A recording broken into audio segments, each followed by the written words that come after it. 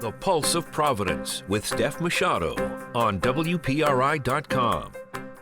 Hello and thanks for watching Pulse of Providence. I'm Steph Machado, and today our guest is the new acting superintendent of the Providence Public Schools, Dr. Javier Montañez. Dr. Montañez, thank you so much for joining me.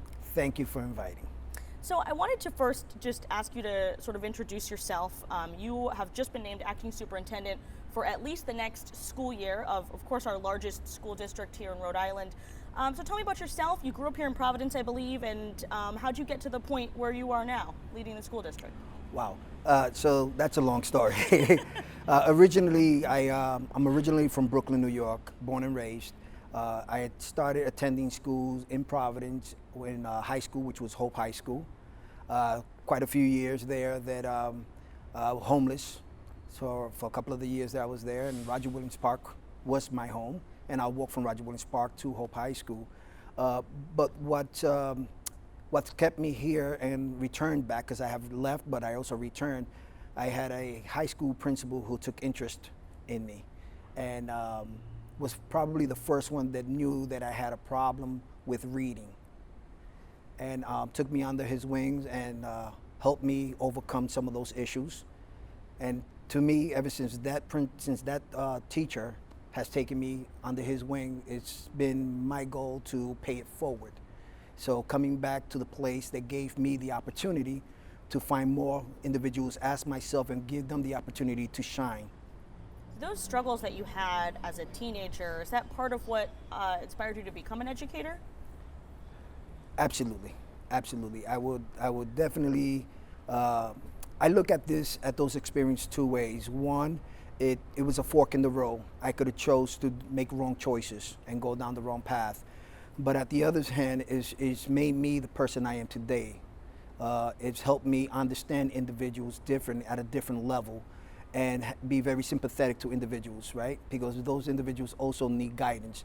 So that also made me want to go back to school and become an administrator or become a teacher. And before a teacher, I want people to understand that we as teachers, I want people to look at us as people who inspire.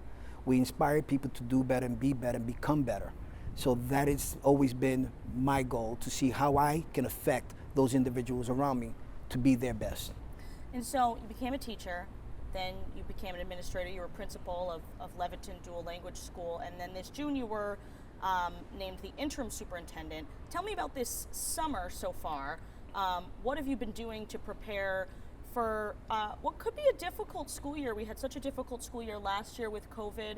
There might have been some learning loss from students. How are you preparing for the fall? So we want to look at the multiple levels that we're working on. One of the levels in looking forward is knowing first the history. We have 18 months of very difficult time, not only in the time of transformation, but also in the time of COVID. And when we look at this, and then many of our students were out. Many of our students were out due to the COVID. So my goal is to make sure that every student in Providence return to in-person, because we know that data shows and research shows that students learn best when they're in schools. So looking at that, we want to say, okay, so how can we prepare the future this year? Making sure that all schools are prepared to receive our students. And what do I mean by prepare? We want to make sure that faculties, everyone that walks in, first of all, has to have a mask on, right? We want to take those precautions, safety first. So we have the safety first when it comes to masks. We want to make sure that every school already has every PPE available to them in the building, stored in the building as needed. We're also looking to make sure that we continue, since during the summer, we have multiple clinics for vaccine, and making sure we're trying to get as many people vaccinated from the age 12 and above, including adults. And we're going to continue asking people to do that, because that is the way we can make sure that we're one level of protection for us. So those are some of the activities we're looking at, safety first in the buildings, and making sure that we have all the curriculums needed as we continue forward to make sure that the students receive a high level of education. You mentioned how important it is to get kids in the classroom in seats. I reported back in June that more than half of Providence students were chronically absent last school year. Are you in favor of bringing back truancy proceedings to try and prevent chronic absenteeism? So if I'm correct, we do have a truancy officer. That's by law. We need to have one. And that person will be doing some door knockings, reaching out to families. We also have guidance counselors that are coming in. We also have community specialists that are coming in, and those are putting in place to make sure that we reach out to parents and we reach out to students to find out what are the barriers. They're keeping our students, if you said 50%, keeping our students out of school, and then figure out ways to overcome those barriers to make sure that the safe learning environment is the school for the students. Going back to your personal experience, do you think that that's helpful when you talk to parents or to principals? I mean, you had an incredible barrier to getting into the school building. A lot of students may be in that same position or a similar position with their family life where it might be difficult to get them in the classroom. Are you hoping that you can bring some of your personal experience into that as you work with parents and administrators? I used to keep my experience, my personal experience to myself and shared it with a few individuals who, when I saw were going through the same or similar situation, I will share my information. Now that I'm responsible for Providence students, which is about 24,000, I share my story because I feel that there are many students who are going through similar situations. And yes, I will use my experience as this is a bump in the road. When there's a bump in the road, we just don't stop. Sometimes we have to crawl before we walk and walk before we run. And it's making sure that our students understand that our parents understand these are bumps in the road, and we cannot let those bumps in the road halt our education. It can get better. You could Absolutely. be a superintendent someday. Absolutely. The big thing about that is there's always a tomorrow. Think about the possibility. And I ask all my students and all my parents in my community just to ask themselves this question: what if? What if I get over that bump? What will life be like? Versus what if I stay and don't try to get over that bump? What my life will be like. I want to switch gears and talk about the state takeover of the school and the turnaround plan. Listen, the state has been intervening in the school for 2 years now. We didn't expect that COVID would be so dominant. A lot of people have been focused on COVID protocols and this whole crazy pandemic that we've been in. We had leadership change that was unexpected. Do you think the turnaround is working right now? Absolutely. I look at the turnaround plan as a North Star. That is what's guiding us. That is guiding the work that we're doing. That is information that we receive from our community. These are the things that we need to do in order to improve the environment, improve teaching and learning. So absolutely, I believe in the turnaround plan. I believe in the work we're doing and the work that we're going to continue to do as we continue to try to meet the goals there are within the turnaround plans. Are you playing catch up at all with those goals? Did COVID hold us back at all in achieving the first year goals, and then also the leadership change that we didn't expect to happen in the spring? Are you playing catch up right now? No, because it's not just about the leader in place. It's about the team that's in place, and the team continues to move forward. As I come into this new position, yes, I'm being debriefed. This is where we're at. This is what we've been doing and how we're moving forward. So that's, I would say no, that we're pretty much on target with many of the initiatives that we're doing as we continue to go, because some are short-term initiatives and some are long-term initiatives. And I want to make sure that that's clear, because it's not just several initiatives that we're working on. There's multiple initiatives that we're working on, but they all have a time frame for us to meet. You must be doing a lot of hiring right now, because HR provided me with the latest teacher vacancy numbers. There's 96 teacher vacancy positions, and they seem to run the gamut from ESL, math and science, special ed. Why is that? Are you not getting as many applicants as usual? How can you fill those positions? So 96, 58 of those are classrooms. 58 are classrooms, and we look at those 58 versus last year, which was only 25 vacancies in the classroom, which I wish we were closer to that number or at zero. But we also look at 2019. 2019, we had 90 vacancies.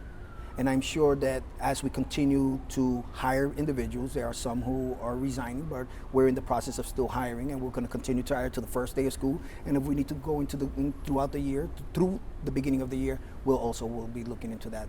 Are you planning to hire more whether it's Teach for America or any of these other non-union organizations to get more teachers in the door? That is something that I haven't have a conversation about, but I can definitely go back and get some additional information if we need to. You must have some administrative vacancies as well. I don't have those numbers quite yet. I believe HR is still pulling them, but are you planning to name new network superintendents, new chief of staff? Have you done that yet? Well, there are some individuals who are interim as I started, just to make sure that we continue the ball rolling. But those are situations that we're taking them one at a time as they come in. We want to make sure that we're hiring the right person, that we go with. This is not just someone I just want to put in place. So that's where I'm at with this. Are you planning to make those high-level hiring decisions in conjunction with the commissioner? She mentioned that last year after the situation with Dr. Alege that she wanted to have more hands-on approach with high-level hiring. So are you doing that together? Absolutely. Okay, and you haven't named a permanent network superintendents yet? No. Okay. I'm hearing a lot. Well, we have a network team who are already there. Got it. Okay, so. Okay, but the two network superintendents, they were Dr. Alege and Suchin, you haven't named permanent we haven't. Replacements yet. I'm hearing a lot from teachers, just going back to the resignations that have happened and the vacancies. I'm hearing a lot from teachers about morale being down. And you know that you were a principal last year, so you're in contact with the teachers every day. They say they felt underappreciated. It's not a secret that they voted no confidence in Superintendent Peters and in the commissioner. And some of them are leaving for other districts, and they're saying, I'm done. I love Providence, but I'm just done. And I'm wondering what are you planning to do to get morale up and to show the good teachers that we have in Providence that they're appreciated and that they should stay here? Well, there's been several things I've already put into place. One is I send out a weekly letter to my faculty, to my staff. And when I say faculty and staff, it's for everyone. I want everyone to understand that we're a team of one, and it's central office, everyone is central office, everyone in the building. And that goes from teachers, students, parents, clerks, maintenance. Those are the people that are the boots in the ground, where the rubber hits the road, and we want to make sure that everyone feels appreciated. I've employed an appreciation group with multiple teachers across all the levels, K to 12, and those are going to be working on different activities that we can do to make sure that we show appreciation to teachers. I don't want anyone in the district to feel unappreciated or disrespected. I want my families, the students, the faculty, everyone to be able to walk into the buildings and feel appreciated. I want them to go to school. I want the students to go to school and want to be in school. This is why we've been doing a lot of work over the summer. I mean, there's some work more than others, but making the schools look presentable so students will find it pleasing. Say, this is my school, take pride in their school. I want to go to school, right? This is what I'm looking at. And the same thing for the adults in the buildings. I want them to feel appreciated, top down, all the clothes. Did you feel appreciated and supported this last school year working as a principal? Absolutely. You did? Well, it's the culture that I have when I was an administrator. That's the culture that I tried to instill in my school, which was Leventon Dual Language Elementary. Parents knew that I had open doors. Students who knew they will come in and they would be greeted with, good morning, my brother, good morning, my sisters. We'll do high fives, the slap with the legs, because we can do COVID. But everyone felt welcome and appreciated and loved. The teacher's contract was such a major goal of the turnaround to get a new teacher's contract. And when the state takeover first happened, a lot of state and city leaders were saying, this is like one of the main reasons we need to do a state intervention, because we need to change this teacher's contract. It's such a hindrance to progress. Did you feel that way as a principal, that the Providence teacher's contract was hamstringing you at all, or a hindrance to making decisions? Well, I feel that, first of all, it's starting the school year with a contract. Good morale, news. Good news. As we continue, what I like about the contract right now is that we have the opportunity to hire external, internal simultaneously. So once again, we don't go back to the 96 vacancies. So if we started at the same time, and we're able to fill all those positions, then that 96 should trickle down. So that would be like a next summer thing, that you, hopefully next summer at this time, Right. you wouldn't have as many We won't vacancies have- because exactly. And that's what the I like hiring about timeline Right. is changed a little Right. bit. Absolutely. Is there, I would say most people who looked at the new contract would feel it doesn't have, it's not a drastic revision of the way the contract was before. Is there any changes that you would have liked to see in there and maybe would want in the future? As I said, I look at the contract, and that was a negotiation that was going on. I wasn't part of the negotiation, but I do look at the contract as a good tool to continue moving forward, to boost morale. And as we continue to go, there's going to be another contract coming up, and negotiations will start all over again. Right, in 2 years, because the 3-year contract that was just negotiated is retroactive to last year. So we'll see if you're still the superintendent when that happens. Talking about the COVID planning for when school starts on September 9th. Obviously, masks are being mandated for everyone. Providence was, I think, the first district to announce that.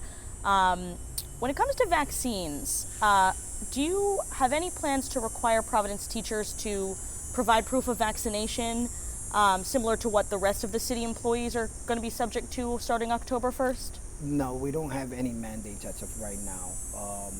But we are making sure that as we continue to move forward, make sure that we take every precaution to make sure that everyone is safe, to make sure that everyone is wearing their mask.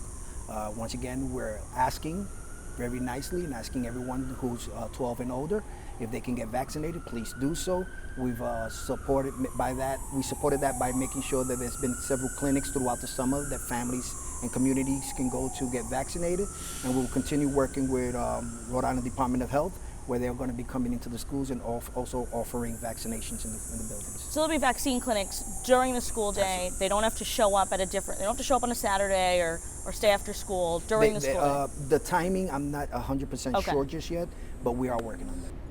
I was reading your COVID guidance, and there are certain different rules for vaccinated and unvaccinated. For example, students who are vaccinated and are close contact with someone wouldn't have to quarantine for 7 days, but they are encouraged to get a test. That was just one example. But are you asking students to tell their schools or show their schools if they're vaccinated or not at this time? No, we're Okay. not asking, because we know that the 12 and older who are being vaccinated, they're pretty much, I'm vaccinated. Okay. Right. They're eligible, but Providence's vaccination rate right now as a city is about 54%, so about half the city residents are vaccinated.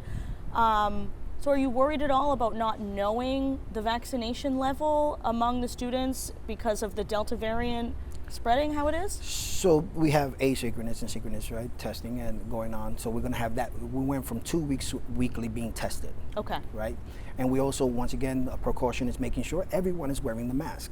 We're also looking at distancing. So the distancing within, which is between 2 to 3 feet if they're a stationary group. If they're not a stationary group, then that's where they're asked to wear the masks. What are the consequences if you don't wear a mask? Let's say your teacher says, Johnny, put your mask on, please, and he doesn't do so. Will he not be allowed to be in that classroom, or what will happen? So first, the approach that we'll be taking is making sure first educate the student, educate the parents, the importance of wearing the mask. It's something that we're really asking and pushing for, to have to wear their mask. If they continue to refuse, then we'll have to ask the student, to have the student picked up and take home, because we can't put everyone else in danger. Got it. Huge headlines this summer in Providence have been about violence. An increase in violence among sometimes young people, joining gangs, joining groups. What is the role the Providence schools can have in trying to prevent violence and prevent young people from entering that lifestyle? On a personal note, it's a lot of conversations. You have to have a lot of conversation with the individuals, just letting them know the effect that has on our community, and globally, looking at the community, and how that also can affect the overall culture and feeling of schools. So it's just a lot of conversations with students and social emotional. So we know that we have a lot going on into social emotional in schools, working with students. So there's a program in place right now for social emotional needs. Are you hiring more social workers? Yes, we have social workers and guidance counselors now for the first time in elementary as well. That's great. So yes. Do you think police officers should remain in the schools? So that is if we're looking at the guidance that we're receiving and making sure that there is someone in place, that's where we're at right now, having the officers in schools. This is kind of a personal question, but what keeps you up at night when you're thinking about your work in the Providence schools? What keeps me up at night? Yeah. I would have to say that what keeps me up at night is making sure that I don't fail my students, because I work for my students and my parents and my community, and I will do everything within my power to make sure of their safety and make sure every student is receiving highly qualified teachers with a highly qualified curriculum so they can be ready for college or the workforce. So that's what keeps me up at night, thinking about what else can we do to make sure that our students have the opportunity to reach their most highest potential. And finally, are you hoping that you'll stay in this position longer than 1 year? Maybe, but my concern is that since this job is 24/7, my focus is making sure that everything goes smoothly for the beginning of school and the rest of the year. That's my focus. Dr. Javier Montañez, Acting Superintendent of Providence, thank you so much for the great conversation. Thank you. And thank you for watching Pulse of Providence. I'll see you next time.